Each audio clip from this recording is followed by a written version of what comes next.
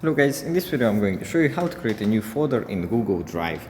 But before that, don't forget to subscribe and leave a comment down below, because at 10,000 subscribers I'm going to show you my whole YouTube revenue statistics and growth strategy.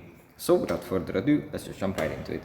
First we have to open up Google Drive, and here it opens up in the suggested documents tab.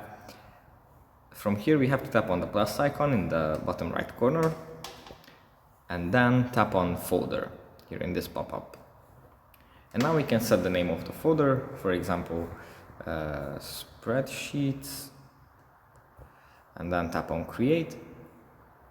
And here we are going to have the new folder where we can insert other documents. We can create new documents, we can upload some, we can create a new folder, etc.